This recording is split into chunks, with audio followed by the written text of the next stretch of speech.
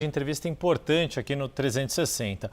O governador de Minas Gerais, Romeu Zema, do Partido Novo, e o presidente Lula, do PT, trocaram provocações nesta semana durante um evento em uma montadora de veículos na cidade de Betim, região metropolitana de Belo Horizonte. Houve uma divergência ali sobre qual deve ser o tamanho de uma equipe de governo. Então, para a gente falar disso, falar de outros assuntos que estão na política nacional, a gente recebe um dos protagonistas dessa situação, o governador Romeu Zema, conectado conosco ao vivo de Minas Gerais. Governador, muito boa tarde. Obrigado pela disponibilidade de estar conosco.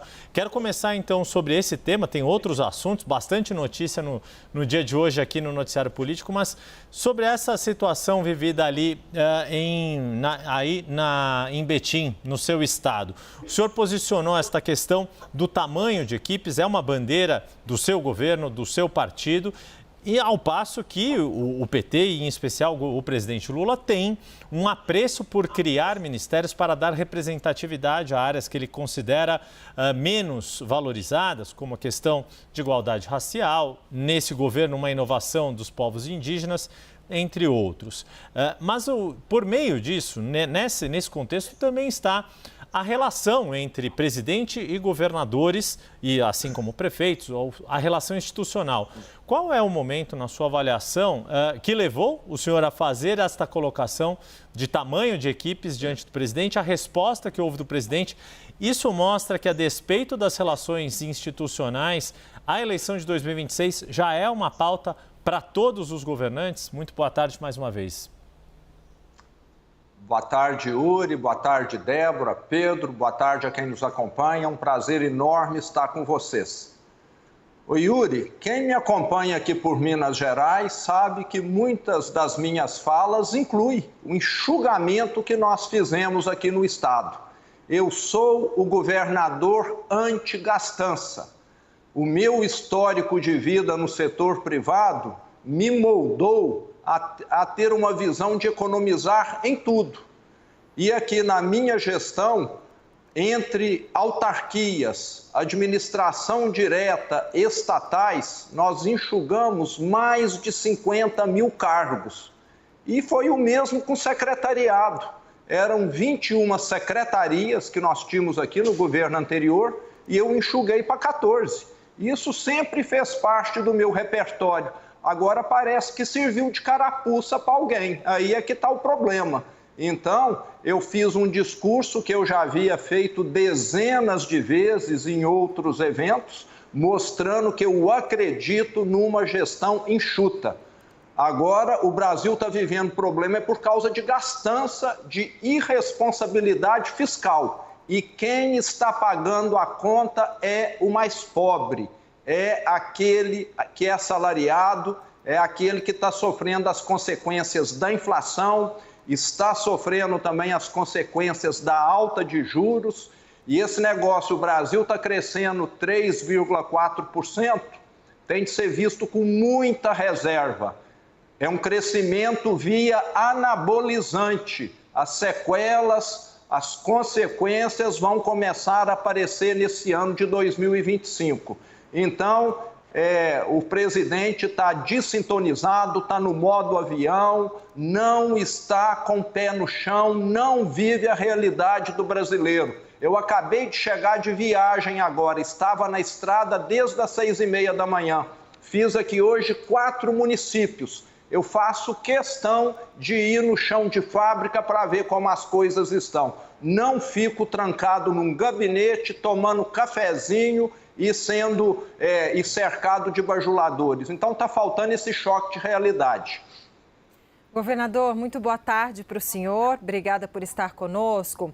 Sabe que às vezes o presidente Lula organiza, eventos em estados e às vezes alguns governadores preferem não ir aos eventos, não dividir o palco com o presidente Lula em determinados momentos, e a gente fala, claro, especialmente os governadores de outro espectro de pensamento político, né? Eu queria saber, no seu caso, o senhor sente algum desconforto? Sei que o senhor esteve lá, mas é colocada alguma situação que deixa o governador desconfortável de dividir o palco com o presidente Lula, governador?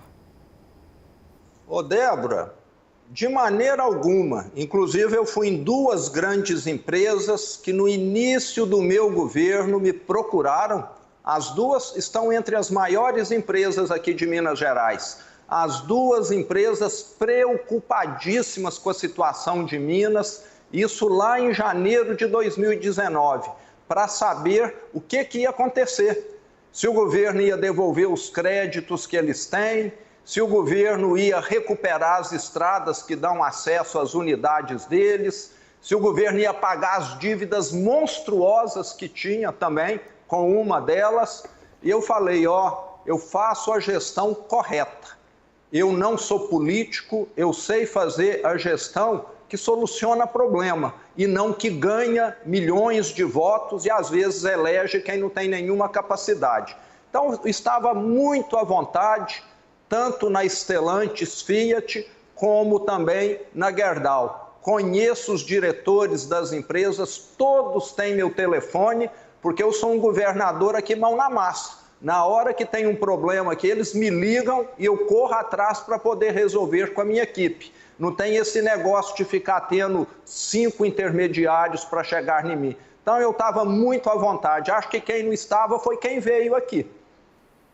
Pedro Venceslau, o governador, também participa conosco já na tela. Pedro Venceslau, o governador de Minas, Romeu Zema, te escuta. Boa tarde, governador.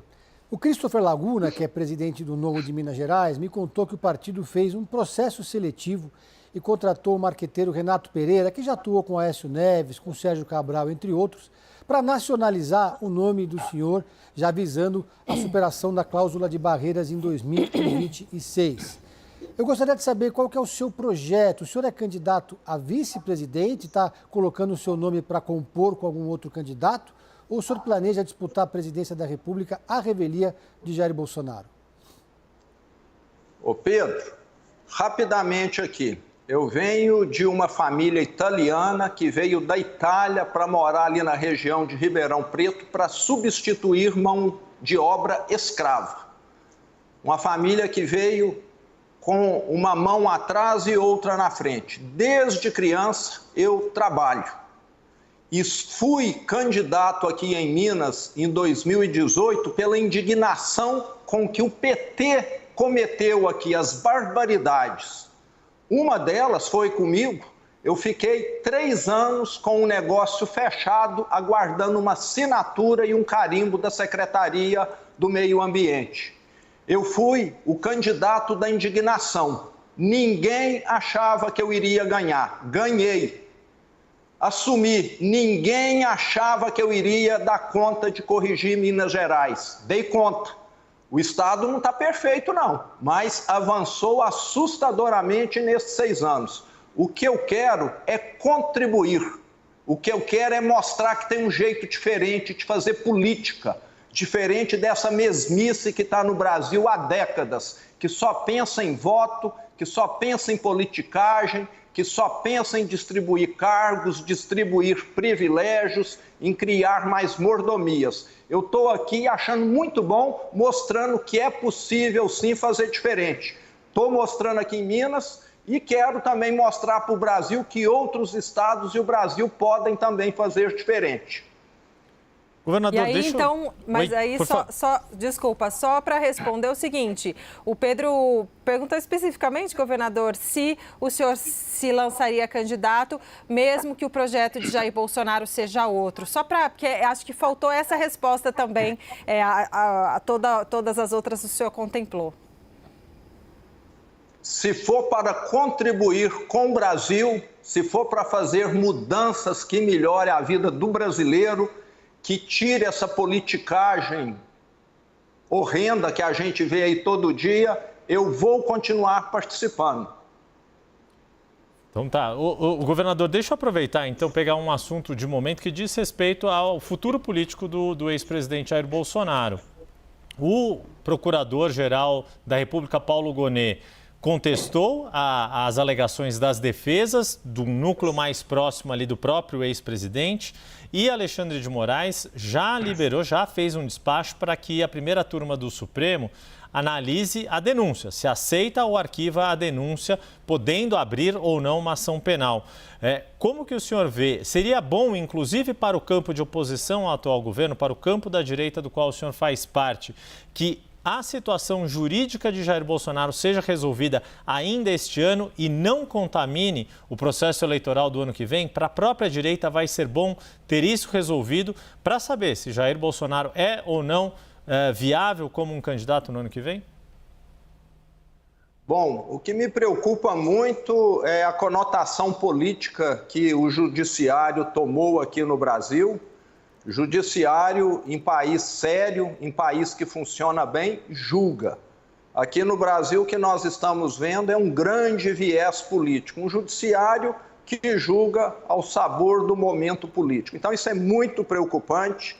Nós temos uma questão de condenações exageradas e, enquanto isso, o judiciário deixa de prender boa parte dos criminosos que estão aí causando 40 mil assassinatos, homicídios no Brasil por ano. Eu vejo um desvirtuamento, você entende? Eu acho que nós tínhamos de colocar o Estado para atuar, para resolver os problemas das pessoas, do pagador de impostos, e não de político que está querendo se reeleger ou tirar o adversário do caminho, etc. O judiciário parece que virou uma ferramenta de política e não uma ferramenta para fazer justiça. Então, o que eu lamento é isso, penas exageradas para alguns que cometeram atos que não teve nenhuma periculosidade, estão aí detidos há mais de um ano. Então, eu vejo com muita contrariedade essa situação. O Brasil precisa de mudanças no judiciário. Mas especificamente sobre a situação jurídica de Jair Bolsonaro, o fato dele, mesmo inelegível, dizer que é o candidato de 2026, isso está interditando o debate na direita para a escolha de um nome competitivo contra o presidente Lula ou contra quem vier a representar o atual governo? Com toda certeza, a indefinição acaba prejudicando o processo.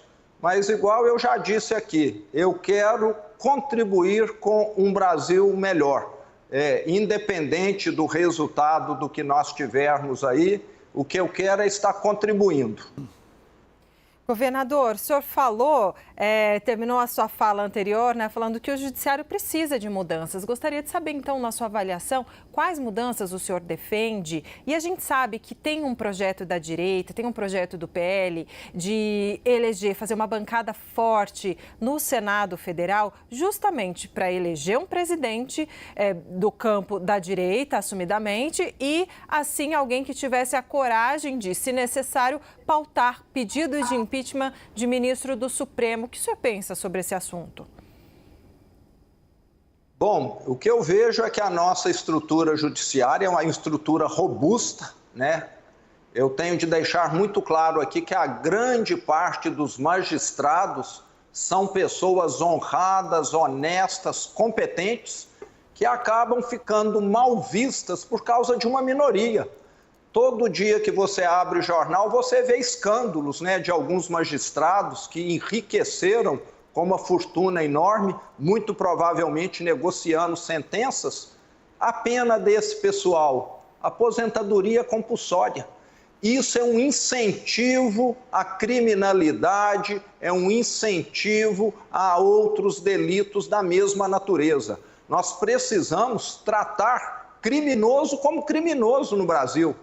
Nós temos políticos criminosos, empresários criminosos e tem gente criminosa no judiciário também. Então, acho que uma das grandes mudanças que nós precisamos é essa, e o judiciário passar a tomar decisões judiciais do que está legislando. Aí nós temos também de lembrar que o nosso Congresso muitas vezes se omite de uma responsabilidade em nome de uma alegada popularidade e acaba deixando as coisas mal regulamentadas, mal resolvidas. Um problema parece estar alimentando outro. Então, é necessário nós termos esses avanços nas instituições. Nós estamos tendo uma coisa bem bagunçada. É o cozinheiro servindo de camareira, é a camareira estando na cozinha arrumando, e nós precisamos cada um ficar na sua função. Pedro Venceslau.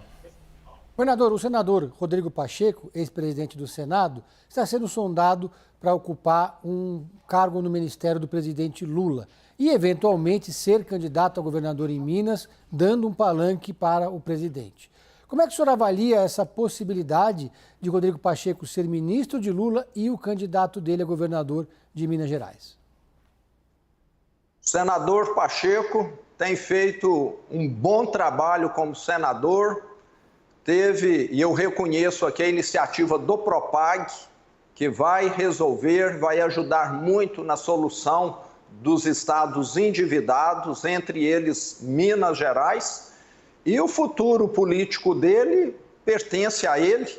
Ele já me confidenciou que pretende voltar para a advocacia, mas ele é um nome que pode concorrer. Todos têm o direito de pleitear uma vaga a candidato a governo de Minas Gerais. Então é algo que é possível e vai depender muito, na minha opinião, da pessoa dele, porque ele é um nome de um senador que tem realmente feito um bom trabalho lá no Senado. Nós recebemos aqui, conversamos com o governador de Minas Gerais, Romeu Zema, abriu um espaço na agenda para poder conversar conosco aqui no 360. Mais uma vez, muito obrigado, governador. Um bom resto de semana para o senhor. Boa tarde a todos. Foi um prazer estar aí com vocês.